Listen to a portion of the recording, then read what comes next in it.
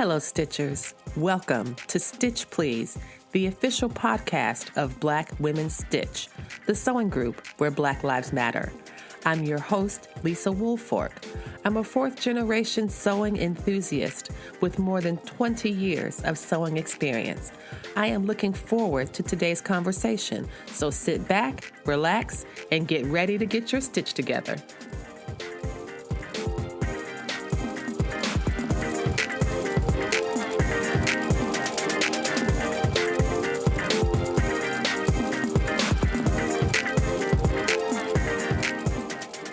Hello and welcome to the Stitch Pleased podcast. Today's topic, we're going to be talking about marking tools. This is part of a series that we've been doing. Back on episode 19, we talked about marking tools, and I talked about Frixion pens. I believe that was the last episode of February 2020. You can go back and listen to that episode, as well as check out links to the pens themselves, the pens, the markers, the stamps that I was talking about in the show notes if you're interested in those. Today's topic is about marking tools, and the theme is wheels and wax. Wheels and wax. And I'm talking about wax transfer paper. I'm talking about wax-free wax-free papers, tracing wheels, and just some general how-tos to use these things. And I'll be talking about the good and the bad and this junk did not work for me ever of marking tools that are wax-based. So one of the things I want to begin with is why I use wax, and one of the first experiences that I had with it. And this was a not great experience, and it was 100% operator error. Maybe about 15 years ago, maybe earlier, maybe longer, I was in the garment district at maybe one of the trim shops, Pacific Trimming or something like that. And they had a bunch of paper that was wax on one side and white translucent on the other side. And they said that this was for pattern transfers. Now, I believe what they meant was this was to transfer a pattern that one had designed and drafted into another shape to then be cut out. What I thought it was for was to draw darts and marks and those kind of things on fabric. And I proceeded to do that and use that for years, even though it was a terrible idea because wax does not come out of your clothing. And I ruined some pretty nice garments by putting like bright red dart marks on the inside, thinking that it wasn't going to be seen. And it was totally, absolutely seen. And so I still have some of those pages still to this day. I still have some of those sheets of the wax that I could use for the intended purpose and not for the very badly decided modified purpose that I chose. But what I have found to be better after I had that fiasco was the wax-free tracing papers, and these are double-sided papers. And the purpose of using them, the things that I really enjoy using them for, is to mark darts and to mark pleats. I also use them to mark dots in fabric, like if a dot is a large dot or large circle or small circle. And so I want to talk today about these wax transfer papers, the wax-free papers that I have been using, and one with great success and one with terrible success. And so the first one was the Dritz double-sided wax-free paper. And I would buy that what felt like for almost every sewing project because I know people enjoy using tailor's tacks to mark their darts. And that's when you draw like a basting stitch through the different points of the darts or the legs of the darts, and you can measure and create your dart that way. And that doesn't require any tools. No, it doesn't require wax. It doesn't require chalk, which is the next installation in this marking tool series will be about chalk. It doesn't require chalk. It just requires you to use some basic hand sewing and to be able to follow, I suppose, a line that is like meant to, that is drawn between the points that have been stitched out with the tailor's tacks. It's difficult for me to explain how tailor's tacks work because I find them impossible to use. Again, this does not mean that they are bad. This means that I have a limitation in my own sewing that prevents me from using tailor's tacks with great effectiveness. I need to draw my darts, I need to trace them, and I need to stitch on the line as they are drawn on the pattern, or stitch on the line after I've modified the dart or moved it or done whatever. That needs to happen. And the line, I really need to sew on the dotted line. That's the kind of sewist I am, I guess. I can't wing it. And to me, without having a line that I can see and follow, that feels like winging it to me. Now, again, other folks have had great experiences. I'm telling you, tailor's tacks have been around far longer than wax-free tracing paper. So this is a very old, not old is the wrong word, but it's a couture, I would say a couture technique. I believe that if you are very skilled at sewing, that's something that you will do is use tailor's tacks. And so I think that that's just an important consideration to kind of keep in mind, that there's another way to do it. But for me, the wax-free paper was the way that I had chosen to go because I needed to follow the lines. And so one of the challenges for me with the Dritz paper that I found was that I found it very difficult for the marks to actually transfer to the fabrics that I was using for the garment. It would get, it would make some of it, they came with about maybe 4 or 5 different colors in a pack, but I couldn't get any of them to show up on any fabric. And so I would say, oh, well, I guess this one's no good or it's too old. Let me go buy another one. Oh, I guess this one's no good or too old. And I'd throw that one out, or I'd leave it in the bag, or I'd say, well, maybe I can only use this red one, but the yellow one isn't going to work, And so that was pretty frustrating. And so eventually I came to find another way of using that. Not another way of using that paper. I had to stop using it entirely, and I found a different method, and I found a different brand of paper to use. And that is the Saral brand paper, Saral. I went to the 5440 African American Quilt Guild retreat back in 2018. And I'd taken a class, and one of the requirements for transferring some of the materials was using that paper. I had never heard of it before. I'd never seen it. I saw that it came on rolls. It came in a pack, and I had never used it before. And when I did, it was like a light bulb turned on over my head, and it was like, oh, like who knew that this could be so easy? You put the marks down. The marks are not permanent, but they're bright. They brush out. If they don't brush out, they wash out, and they show up for me, which is useful on dark fabrics. I sew with a lot of dark fabrics, and especially a lot of fabrics that have multiple prints on them. And so it'll be a bunch of different colors in the pattern of the fabric, which makes it difficult for me to draw a line that I can see when I move, for example, from region to region in different parts of the exact same material. So that Saral paper worked so well, and it still works well. And so I have been using that ever since. It really has completely revolutionized how I use wax, or the wax-free tracing paper. And then when you partner that with these tracing wheels that I have, you get a really fun result that for me generates a kind of precise sewing that I really appreciate. So when we're going to take a quick break, and when I come back, I'm going to talk about the 2 different types of tracing wheels that I'm using, as well as give some detailed instruction on how to use wax-free tracing paper in your own sewing. Stay tuned.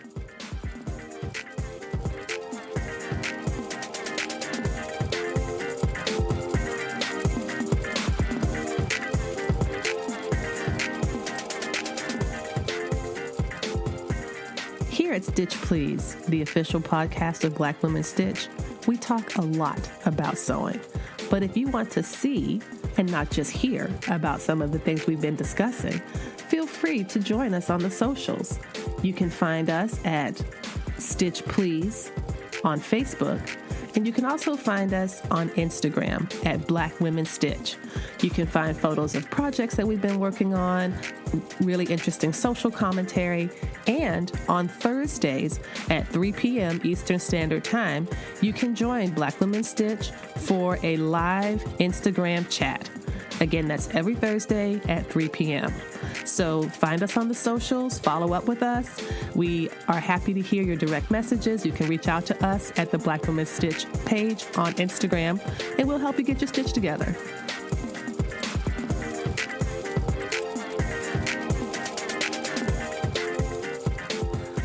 Hello, we are back. You are listening to the Stitch Please podcast with a special episode on marking tools, and the subject is wax and wheels, or wheels and wax. I guess we could say wax and wheels because I started talking about the wax first, and now I'm going to transition to the wheels. Tracing wheels are an important feature of working with wax-free or even wax papers. It create the wheel. It's, if you imagine like a pizza wheel or a rotary cutter that does not have a sharp blade but has a very, very dull one.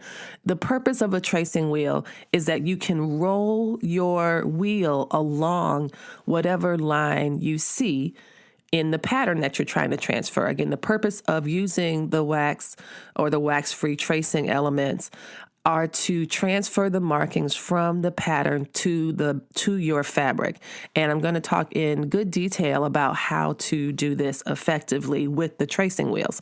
The thing that I think is important to note is that I have at least 3 different types of tracing wheels, but the distinctions between them are that one is a solid wheel, like imagine a nickel, for example, a U.S. nickel or a coin, wherever you are, a coin that is smooth all the way around the edges, right? That is one tracing wheel.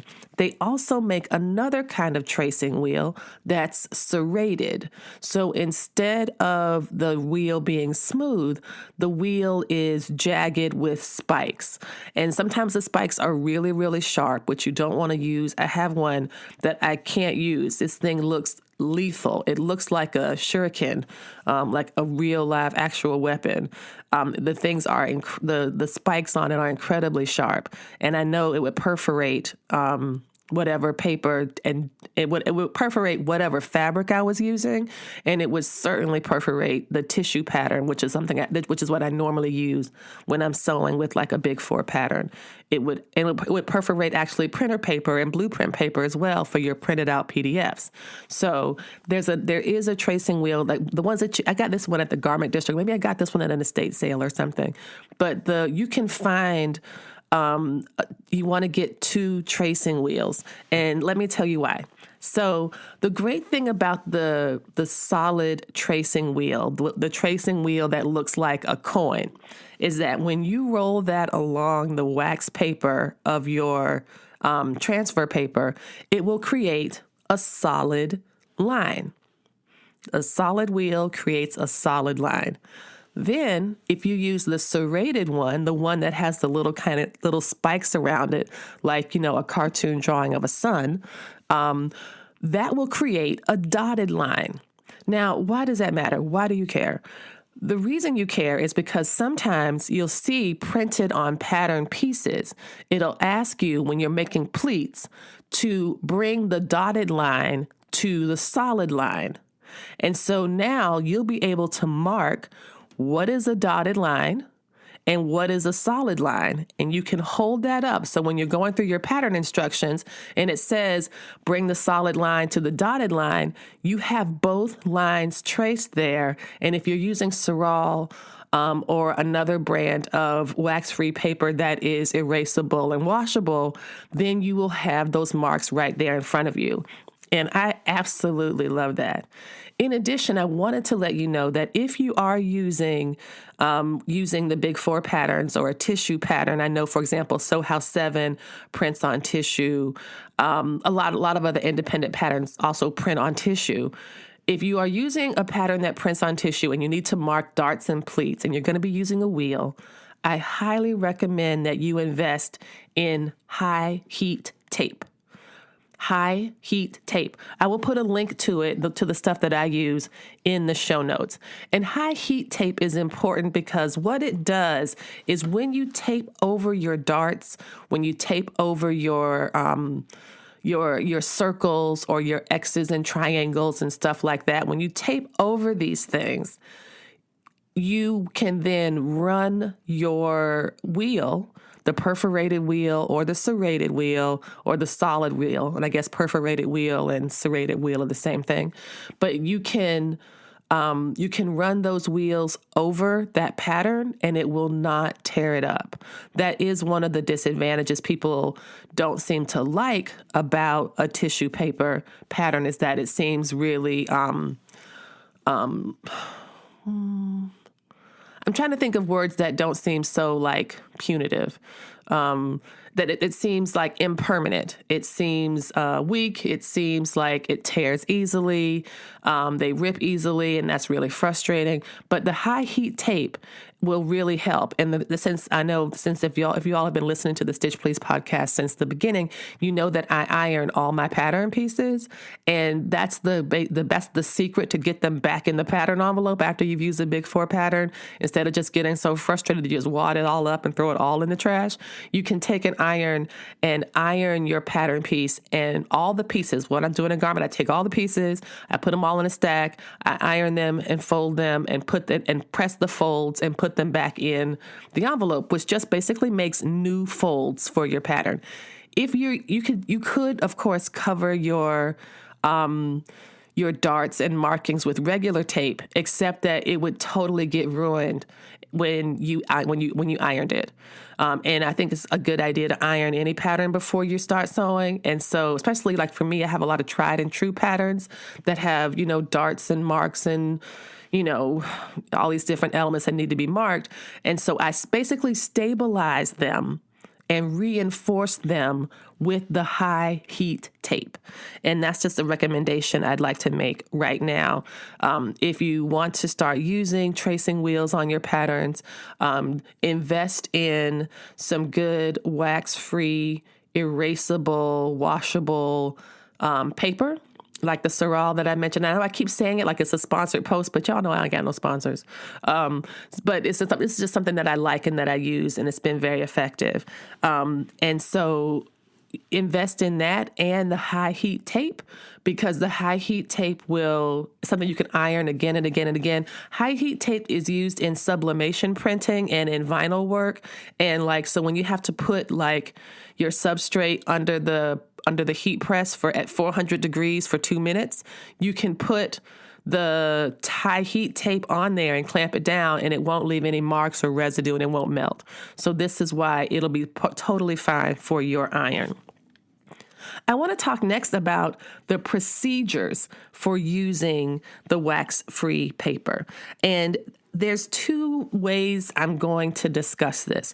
I'm going to discuss how you use this on the inside of your garment and how you can use this on the outside. So let's start with the inside. You'll notice when you get the paper, if you buy a sample pack, which was what I did, I started with a sample pack because I wasn't sure if I was going to like it. And so it came in a sheet that was pretty small. I believe it's smaller than an 8.5 by 11 sheet of paper. And so if you have the paper and you need to do something what you want to do the paper first of all, before I start to tell you about the other aspects of using the paper in a reinforced way, is that you're going to want to fold the paper so the wax side is facing out. Then you put the paper that you just folded between the layers of the pattern and the fabric. And to do this, what I do is I cut out my shirt front, for example. Then I take off the pattern piece and move it aside.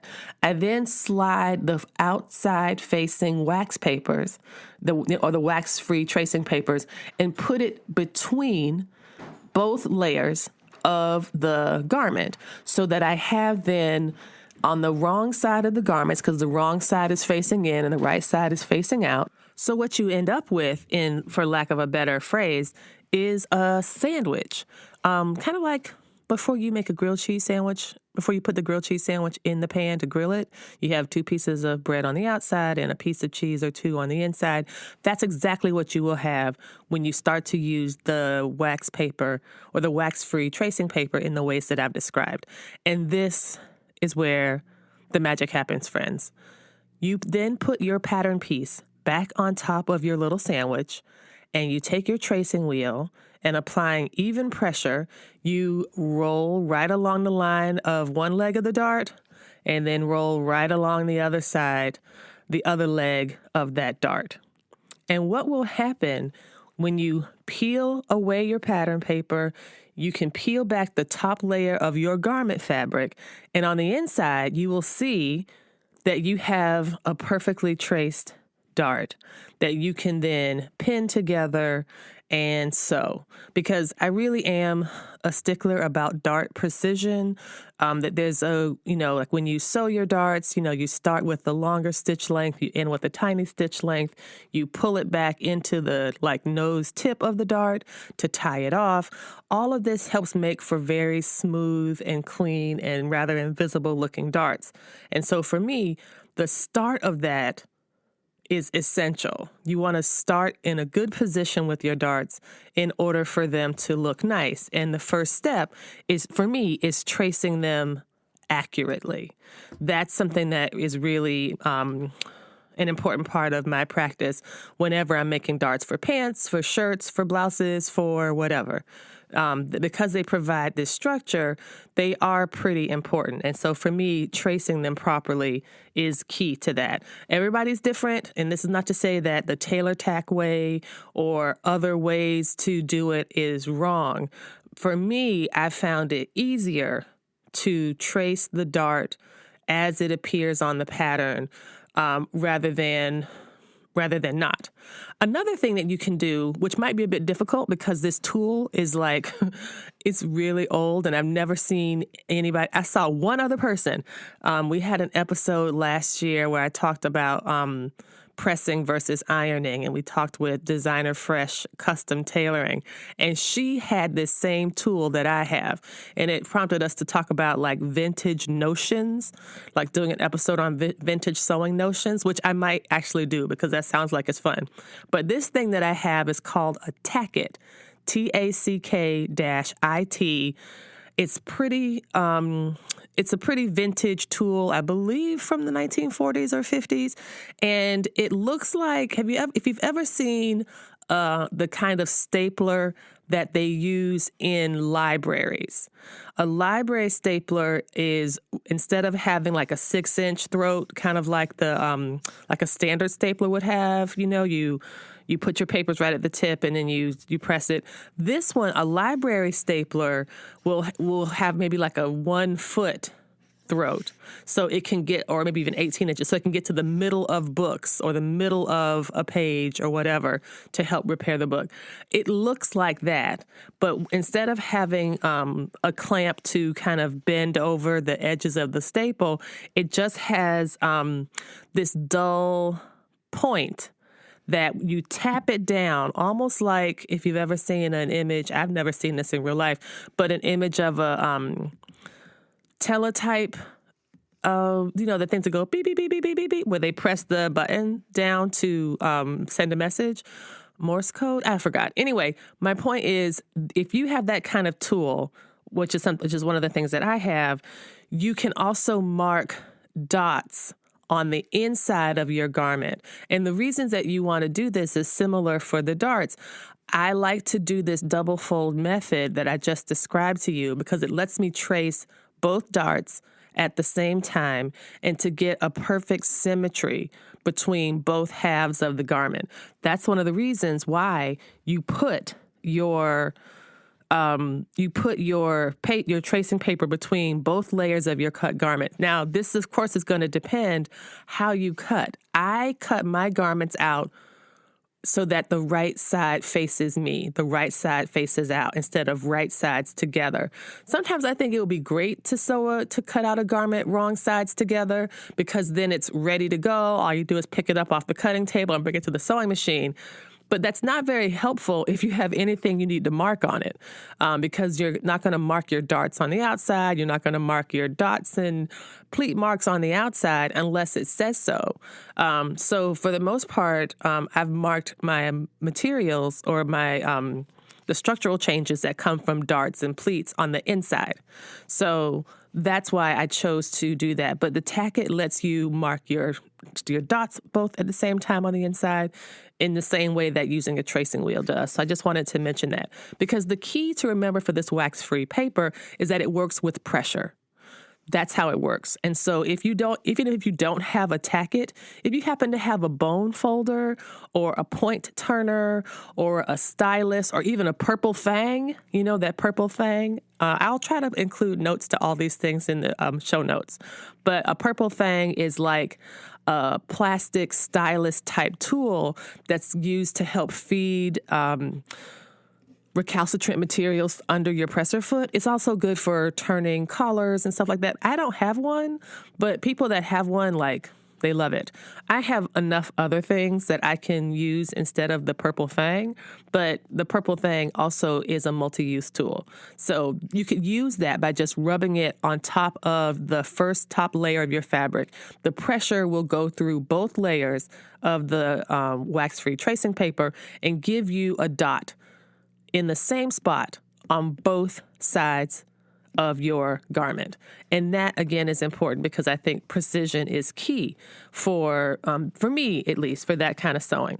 I also wanted to share a bit of information about, so if you wanted to add marks to just one side of your garment, if there are times when you want to just add your marks on the outside. Sometimes pleats and gathers and stitching lines, all of these things, pockets, for example, especially if you're doing a patch pocket, they will have the description of that pocket or the outline of that pocket on the pattern, and you want to transfer that, and you want it, of course, to be even, because you don't want to have, like a Gordon Cottrell with, one pocket up this way and one pocket down the other way on both sides. So that's another way that you can do that. And so what I do in that case is the reverse. I will take the right sides of my garment, I will put the right sides together of those cut pieces, then put the two layers of tracing paper in between, and just do the reverse of what I just described. I will trace over it so that, and I don't usually do the entire U or outline shape of a pocket when I'm tracing or marking it. I'll just try to do the top two sides. And so it just gives me a guideline without having to worry about getting rid of marks on the outside or whatever. But sometimes a lot of pleats require that. And one of the things that I like about this tracing wheel, the one that's a solid as well as a perforated or serrated, is that you can, again, trace the dotted lines to the solid lines. So when they say, I've sewn some patterns that I felt like had 15 freaking pleats at the neckline. And it's okay, move the solid line to your dotted line. Move your solid line to, it's oh my gosh. I know there's probably other ways to do this, of course. You can mark, 2.5-inch increments. You could use dots. You could use your marking pens or whatever. But for me, I do like having the Seural or the wax-free tracing paper because I can see it. And for me, since I sew with a lot of bright, bright colors, it's nice to be able to see the marks that I've made even through the bright colors of the fabrics that I'm sewing. We're going to take another quick break, and when we come back, I'm going to talk about how you can use your tracing wheel without any wax-free paper at all. Stay tuned. Hello, Stitchers. I wanted to share with you that we have recently hit 30,000 downloads on the Stitch Please podcast. We are excited and have a lot of enthusiasm behind the project, and I want to thank each and every one of you for making that happen. We would never have reached 30,000 downloads if it were not for you. So thank you so much for listening. Thank you for being here, and thank you for sharing the Stitch Please podcast among your sewing friends. Coming up later this month, we've got some pretty exciting episodes about about pattern organization and bra making. So stay tuned, continue to listen to the podcast, follow us at Black Women Stitch on Instagram, and we will continue to help you get your stitch together. Thank you. Welcome back, everybody. Thank you. You are listening to the Stitch Please podcast, the official podcast of Black Women Stitch, and we are talking today about wax and wheels. And in this final segment of the program, I wanted to discuss how you could use wax and wheels, which is the subject of this episode, to improve your sewing overall, to help you get your stitch together, as we like to say. But there's also a way to use it without any tracing paper at all. And I think that this was very exciting to me because it allowed me to stretch and extend my own boundaries about how I practice my sewing. So I made this dress. I was inspired by So Stacy, who is a sewist on Instagram. I believe she's part of Atlanta Sewing Style. Hey, Stacy. She was the first person that I saw who sewed Cynthia Rowley's Simplicity dress 9012. I'm going to describe the dress. It is a loose-fitting, A-shaped, puffy sleeves with like ruffle around the neckline, double ruffle at the sleeve, or a single ruffle. It has two views. One view is a blouse view, and one view is a dress view. And you can taper in the waist with a sash or not. I think that I did not do the sash for mine. I don't recall. But I saw Stacy in hers, and I thought it was really beautiful. I already own the pattern because I have a problem and cannot stop buying patterns. So I was really sad that I couldn't go get this pattern because just of so many different things going on. And I was like, oh, boo-hoo. And I was like, wait a minute, you already got 11 million patterns. What are you crying about? That was a quick digression. But I did have this pattern. I saw someone whose work I admire had made it, and I was like, aha, I'm going to make it. I had the perfect fabric already picked out. I was going to make it for the spring because this fabric that I found was from Fabric Mart. And I know a lot of people know and like Fabric Mart. A lot of people blog for Fabric Mart. This is a shop in Sinking Spring, Pennsylvania. They have a very strong online presence. And a sewing friend and I actually happened to go there in person last summer. And so the restraint was not with your girl, y'all. I was not restrained in any way when I was at that shop. And to see it in person after, shopping online and reading so much about it, people were very friendly. It was a nice visit. And during the visit, I bought several yards of this white, it feels like a cotton sateen, but it's also embroidered with lemon and lemon slices on it. I believe it's by the designer Millie, Milly, because I think her name is written somewhere on the selvage. But it was so nice. It felt like a pretty stable or hardy batiste. Batiste is this really light, sheer, see-through cotton fabric. This felt lightweight, but it also was very smooth, and the embroidery was so nice. I was like, oh, this is going to be my lemonade dress. Oh my gosh, this is going to be so nice. And so I cut it out. And of course, it is a very simple pattern. It's really I'm just going from my imagination, trying to remember. I think it's one piece for the front, one piece for the back, one sleeve that's almost like a raglan, and then there's an embellishment that goes at the bottom, the lower third of the sleeve, where you make a ruffle and you stitch that on top of the sleeve before you do your seam. And so this is one of those occasions that requires that you mark your fabric on the outside. I think one of the most interesting or pretty design features of this dress is that really cute, slight ruffle around the neckline. I think it's just really pretty. And I think it's not huge. It's not too much. It's not overpowering. It's very balanced with the dress overall. But in order to get it right, you are going to have to follow a certain line on the outside. And so I knew I had to mark that on the outside. I knew I had to mark the sleeve on the outside as well. And so to do that, I needed to mark it. So my first thought, My first thought was to use the Frixion pens that I love. I mentioned this in a previous episode about the Frixion pens, and something I say to people when I'm giving this advice, and this holds true for this wax-free tracing paper as well. Always test it. When we cut out fabrics, when we cut out patterns, we always end up with scraps. I always save those scraps in case something goes sideways in the sewing process and I need to recut something. So you don't throw it out. You don't throw it out until you're done with the garment. And so I use some of those cutting pieces those offcuts, as I call them. I use those to do my testing. So I tested the Frixion pens on this white fabric.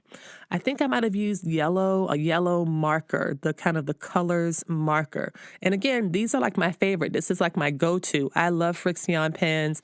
I have them in a bunch of different varieties. I have at least 30, because I think I bought 2 18-pack bundles. I like them that much. However, I went to wrote the word test on the fabric, on the white fabric, and I took my hot iron and I put it down. And yes, the word test did disappear. However, it left a trace, a residue of the word test right there on the fabric. I was really surprised by this. I had not, and I know that I know that some people have said that the markers they come back in the cold. I've never had that experience. But I have had the experience of what they call ghosting. So you use your Frixion marker, you iron it, you take it away, and there's a trace element of whatever you marked that's still left behind from the heat. And so this is why, this doesn't mean that I'm not going to use Frixion pens. I obviously will and continue to do so to this day. It's just important that you test everything. And so in this test, the Frixion failed. And I knew I did not want to risk using I didn't want to risk using the wax-free paper because it's white fabric. I mean, just the thought of rolling that wax, even in a light way, in a light pink or in yellow, I wanted to make sure it would go. You know what I'm saying? I do believe this wax-free stuff disappears. I believe all that to be true, but I also didn't have the time to what I would recommend. This is one of those do as I say, not as I do kind of moments. I would recommend taking your wax paper, your wax-free tracing paper, putting it on your garment in the way, or on your scraps or your offcuts in the way that you would plan to do normally.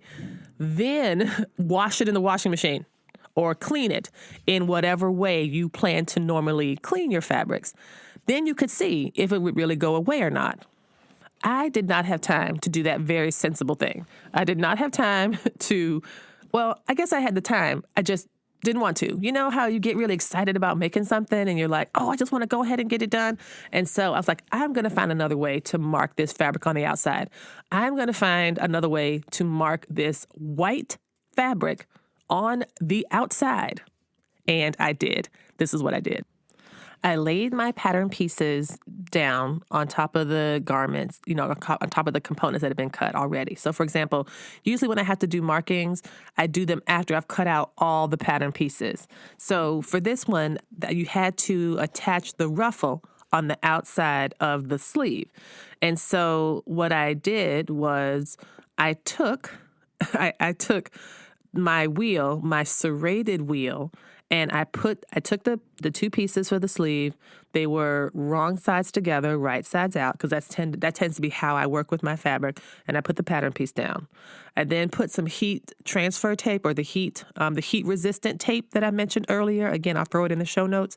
The heat resistant tape on top of that line, because again, when working with tissue paper patterns, they do tear easily. And so if you run a perforated disc alongside or on top of tissue paper, what's going to happen? It is going to rip, or it's going to become weaker in integrity. So I take a piece of heat transfer tape, I put it on top of that stitching line. And so all I had to do then was smooth everything out, take my serrated tracing wheel and roll it right on top of that stitching line. When I peeled that tissue paper pattern back, what did I have? I had 2 dotted lines that were simply made with the pressure of the wheel. The result was a slightly dotted indentation along the fabric. I don't know why this made me so happy, but I was so chuffed. Chuffed was a word that some of my British folks and friends have taught me. It means really happy.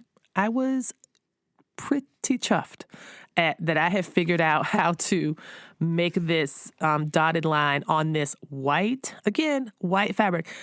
The reason I'm stressing this white fabric thing is because I have long had this, ever since I used to watch Scandal on ABC with Kerry Washington, I have had this desire to make and wear a white coat because she wears white coats and she wears white tops and she wears white garments and she wears white slacks. And I am not about that white garment life. I would like to be. That's aspirational for me. But I'm really messy. Well, maybe not really messy. I'm really human. How about that? I'm really human, and part of my humanity takes the form of drinking coffee and then being startled and then spilling said coffee along the sleeve of my brand new white shirt. Or I remember once I did actually have a pair of ivory striped pants that I got from the Banana Republic, and I went to pick up my child, my youngest from preschool, and I picked him up and was swinging him and giving him so much love, and he took his 2 muddy shoe prints and put them on either one of my thighs, on both of my thighs, like standing up. So my white pants had 2 little tiny red footprints on them, and that is pretty much the story of my life with white garments. And so I'm trying again because my youngest child is now 16 years old and way too big to pick up and put footprints on my legs. So I'm like, okay, this is my time. It is my time to wear this dress. And so I was very happy to be able to use the wheel to perforate the fabric in a way, or not to perforate because it didn't leave holes. Now, there were no holes. It was just a faint dotted line. The holes were not raised on the reverse side. It was just this impression. And I had to then, and then it was so faint that I could hardly see it until I needed to. And that is what I believe you want in your fabric and pattern markings. You don't want to see them from the outside. You don't want to see them when you're putting your pocket on it, you can still see where that mark was. You want them to be completely concealed. And for me, this was almost like that great feeling of when you put in an invisible zipper really well. You know, how when you zip it up and it looks good and you can't even tell there's a zipper in there, that's what this kind of felt like to me. It was very, very satisfying. And of course, this is something that I recommend for white fabrics or very, very, very light colored fabrics, and they should be stable wovens. Batiste, cotton lawn, perhaps, shirtings, things that are tightly woven that will, once you're done, you can press out the marks and it's no harm, no foul. And so I just wanted to end on that note that there is so many ways that we can use tracing wheels in our sewing, and we can use wax-free tracing paper in ways that are really creative. And I was also, again, very happy to be able to find out a way to use this tracing wheel that did not involve any tracing medium at all. So that's today's episode on Wax and Wheels. You've been listening to the Stitch Please podcast, and we're grateful for that. Stay tuned and check us out on all our socials, and we will be back next week. Thank you for joining us for this week's episode of the Stitch Please podcast, the official podcast of Black Women Stitch, the sewing group where Black Lives Matter. There are a variety of ways that you can support the program, and you're doing it right now. By listening to the podcast, it does help us grow. Another way to do that is to rate the podcast, review it, subscribe to it. All of these things are ways that you can support the podcast without having to spend any money at all. If you would like to spend some money to support us, there are ways to do that as well.